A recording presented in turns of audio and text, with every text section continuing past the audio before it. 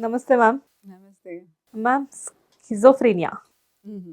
జనరల్‌గా ఏంటంటే ఈ డిసీజ్ గురించి చాలామంది మాట్లాడుకుంటుంటే వింటున్నాను.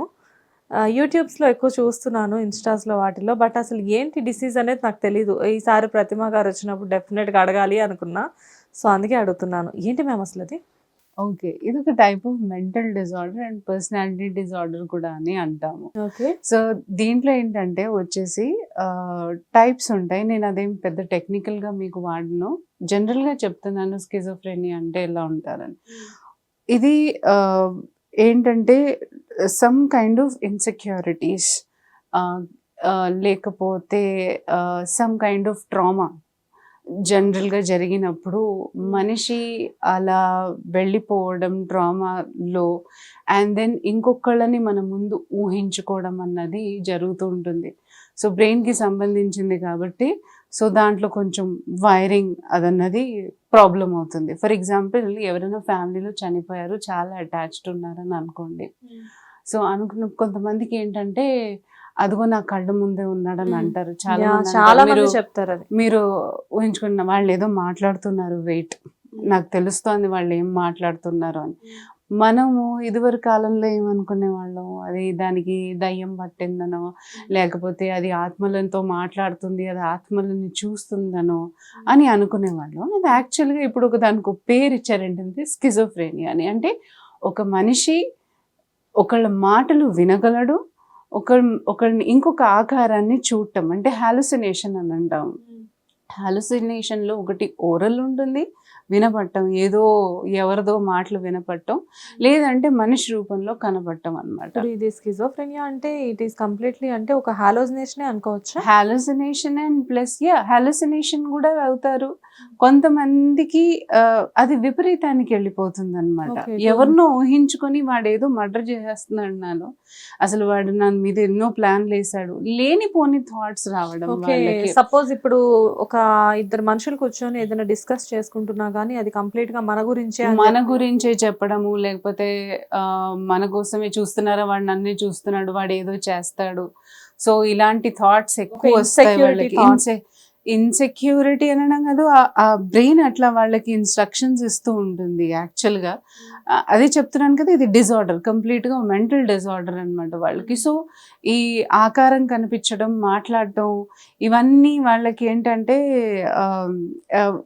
డైలీ ఎక్కువ అవుతూ ఉంటాయి. కొంతమంది చూడండి స్కిజోఫ్రెనియా, మనకు లాస్ట్ టైం మా ఫ్రెండ్ ఒకరు ఉన్నారనమాట. ఆయన పాప ఇలాగే బాధపడింది స్కిజోఫ్రెనియాతో. అంటే ఆ అమ్మాయి నార్మల్‌గానే ఉంటూ ఉంటుంది. మధ్యలో అసలు వాళ్ళ ఇంట్లో ఎవ్వరు మాట్లాడని లాంగ్వేజ్, బూతులు అనమాట. సో, వాళ్ళ పేరెంట్స్ కానీ ఏదైనా ఒక చిన్న మాట అంటే ఆ అమ్మాయి అసలు తను నేర్చుకొని తెలియని బూతులు కూడా మాట్లాడేస్తుంది. ఎలా? అదే తెలీదు. అది ఎక్కడి నుంచి వస్తుందో అర్థం కాదు, ఎక్కడ నేర్చుకున్నారో తెలియదు, స్కూల్లో ఎక్కడ ఫ్రెండ్స్ అబ్జర్వ్ త్రూ అది కూడా చెప్పలేమమ్మ. వాళ్ళు స్కూల్స్‌లో కానివ్వు, అంటే అది తెలియకుండానే వాళ్ళు దాంట్లో అది ఎక్కడి నుంచి రికార్డ్ చేసుకున్నారో తెలియదు. ఏదన్నా వినుండొచ్చు ఎవరి దగ్గరన్నా. సో, ఆ టైంలో మటుకు వాళ్ళని కంట్రోల్ చేయడం చాలా కష్టం అనమాట. కొట్టేస్తారు వచ్చి. ఫిజికల్ వయలెన్స్ కూడా ఉంటుంది. వాళ్ళ వయలెంట్ బిహేవియర్ కూడా ఉంటుంది.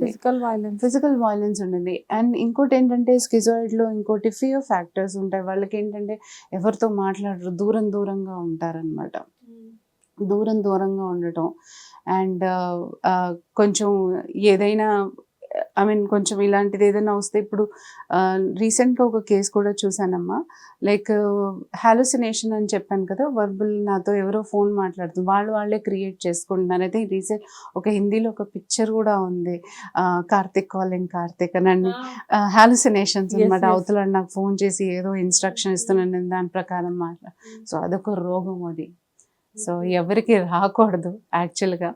కానీ అది వచ్చిందంటే మాత్రం వాళ్ళు అంటే చెప్తున్నాను కదా, సైకాట్రిస్ట్ దగ్గర మెడిసిన్స్ వేసుకుంటారు, మెడిసిన్స్ తీసుకుంటూ కౌన్సిలింగ్ కూడా తీసుకుంటారు. కానీ ఇది క్యూరబులేనా మ్యామ్? క్యూర్ అవుతుందా? అతిక్రమించినప్పుడు చెప్తున్నాను కదా, క్రానిక్ ఏదన్నా అయినా కొంచెం క్యూర్ అవ్వడం కష్టమే అమ్మా. దాన్ని బట్టి ఇది చిన్న పిల్లల్లో కూడా కనిపించే ప్రాబ్లమే. లైక్ అంటే మీరు అంటున్నారు కదా, పిల్లలు కూడా ఉంటారు ఈ దీనికి సంబంధించిన పేషెంట్స్ అని చెప్పేసేసి. పిల్లలు అని అంటే పిల్లలు కూడా ఉంటారు. అంటే మెయిన్గా కాలేజ్ స్టూడెంట్స్, వీళ్ళు కూడా అంటే ఎవరైనా చనిపోతే తాతగారు వాయిస్ నాకు ఇలాగే రీసెంట్లీ ఒక అబ్బాయి అయితే అనడం నేను విన్నాను, తాతగారు చనిపోయినప్పుడు ఆయన వాయిస్ నాకు వినిపించేది అని, ఆయన నాకు కనిపించేవారు, వినిపించేది నాకు. సో ఇదంతా హాలుసినేషన్ అనమాట. ఎక్కువైతే ఎవరితో అడిక్షన్ ఉంటుందో వాళ్ళు సడన్గా మన కళ్ళ ముందు లేనప్పుడు మనకి ఏదో వాళ్ళు మాట్లాడుతున్నట్టు ఇలా అనిపిస్తూ ఉంటుంది వాళ్ళకి. సో కొంతమందికి ఏంటంటే ఇది కొంతకాలం ఉండి నార్మల్ అయిపోతారు, కొంతమంది తట్టుకోలేరు అనమాట. సో ఒక కేసు అయితే అసలు ఆ అమ్మాయికి ఎలా అంటే అసలు ఏం జరిగిందో సందర్భం అయితే వాళ్ళకి క్లారిటీ లేదు. కాకపోతే ఏంటంటే ఆ అమ్మాయి చాలా భయపడేది, ఎవరో నన్ను చూస్తున్నారు, నేను స్నానం చేస్తుంటే ఎవరో నన్ను చూస్తున్నారు, నా పుట్టుమచ్చల గురించి అన్ని నాతో మాట్లాడుతున్నారు అనుకుంటూ అంత భయంకరంగా ఇది అయిపోయింది. అంటే నేను కత్తి తీసుకొని వాడిని పొడి చేస్తాను, ఎందుకంటే వాడు నా దగ్గరికి వస్తున్నాడు, చూడు వాడు అక్కడ కిటికీ వైపే ఉన్నారు. సో ఇవన్నీ ఇదంతా కంప్లీట్ గా ఊహించుకోవడమే, వాళ్ళు ఇమాజినేషన్ లోనే ఉంటారు. అప్పుడు మనకి అంటే ఇదివరకటి కాలంలో కూడా ఇది జరిగేది ఈ ఇన్సిడెంట్. అండ్ నాకు తెలిసిన నా రిలేటివ్కే జరిగింది. సో నాకు ఆ ఎక్స్పీరియన్స్ ఉందనమాట. అప్పట్లో ఏమనుకునే వాళ్ళు, అమ్మ వాళ్ళు ఏదో చెప్పేవాళ్ళ, భూత వైద్యుల దగ్గరికి వెళ్తే అంతా సెట్ అవుతుంది, లేక దర్గాకి తీసుకెళ్ళడము, లేకపోతే వాళ్ళని ఏంటంటే టెంపుల్స్కి తీసుకెళ్ళి ఆంజనేయ స్వామి. సో స్పిరిచువల్ గా నేను ఇది అవ్వదు అని మాత్రం నేను చెప్పనమ్మా. స్పిరిచువల్ కనెక్షన్ అనేది అది పాజిటివ్ ఎనర్జీ, అది డిఫరెంట్. మా రిలేటివ్కి నిజంగా క్యూర్ అయ్యింది. టు బీ ఫ్రాంక్ అప్పట్లో టెంపుల్స్కి వెళ్ళలేదు, అదే చెప్తున్నా కదా, ఒక సర్టెన్ పీరియడ్ అయిన తర్వాత అదంతట అదే క్యూర్ అయ్యే ఛాన్సెస్ ఉన్నాయి. కానీ కొంత మటుకు మనకి అలాంటి పేషెంట్స్లో ఇంపల్స్ ఎక్కువ చూస్తూ ఉంటాం, యాంగ్జైటీ ఎక్కువ ఉంటుంది, లైఫ్ లాంగ్ వాళ్ళు కొంచెం సఫర్ అవుతారు. జనరల్గా మీరు చెప్పిందేమో కానీ నాకు ఇక్కడ ఒక చిన్న సిచ్యువేషన్ గుర్తొచ్చింది. మా తాతగారు చనిపోయినప్పుడు మా అమ్మకి ఎప్పుడు చూసినా నాకు తాతయ్య కనబడుతున్నారు, లేకపోతే అంటే కల్లో, లేకపోతే మాట్లాడినట్టు వినిపిస్తుంది అంటే అదొక మిత్ అనుకోవచ్చో, లేకపోతే అది మేబీ కల్లో కనబడతారు మనకి చాలా ఇష్టమైన వాళ్ళు అని చెప్పేసి అంటారు. అది మనకు కూడా కొన్ని సందర్భాల్లో బ్రతుకున్న వాళ్ళు కూడా దూరంగా ఉన్న వాళ్ళు కళలో కనబడుతూ ఉంటారు. సో ఇది ఒకటి కాదు కదా మళ్ళీ. కళలో కనబడడం వేరమ్మా. కళలో కనబడడం అంటే మరి అస్తమానం వాళ్ళ గురించి ఆలోచిస్తూ ఉంటే మనకి డెఫినెట్గా వచ్చే ఛాన్సెస్, అంటే మనం ఏదన్నా మిస్ అయ్యాము, వాళ్ళు ఏదన్నా చెప్పదలుచుకున్నారు అన్నది, లేదనంటే అంటే ఆ థాట్ ఎట్లా ఉంటుందనంటే అస్తమానం వాళ్ళ చుట్టే తిరుగుతూ ఉంటే డెఫినెట్గా కళ్ళు వచ్చే ఛాన్సెస్ ఉంటాయి. అండ్ నేను ఇది నమ్మకం అని చెప్పను, జనాల మిత్తని కూడా అనను, ఎందుకంటే కొంతమందికి నిజంగా మా నాన్నగారు పోయినప్పుడు యాక్చువల్గా నాకు ఆయన ప్రత్యేకించి కల్లో కనిపించే, నిజంగా చెప్పాలి అని అంటే I think he said now I will be no more అన్నట్టు. సో అది నాకు జరిగింది. నేను ఐ థింక్ నేను నమ్మాలా నమ్మొద్దా నాకు తెలీదు. సైన్స్ బట్టి చూస్తే నేను దీంట్లోనే ఉన్నానేమో అని చెప్పొచ్చు, నా థాట్స్ అట్లాగే ఉండిందేమో. అంటే నాన్నగారు అప్పట్లో కొంచెం సీరియస్గానే ఉన్నారు. సో ఆ టైంలో నాకు నా ఊహల్లో కూడా ఆయన చాలా సీరియస్గా ఉన్నారు, ఆయన బతకరేమో అన్నట్టు నేను ఆలోచించి నాకు ఆ థాట్ రావడం సహజం. కానీ అలా మెసేజ్ రావడం కూడా ఇది ఒకసారి అనిపిస్తుంది కదా. సో ఇది వేరే, ఇది కంప్లీట్గా మనం లైవ్గా ఉన్నట్టే మనం చూస్తూ ఉంటాం అనమాట.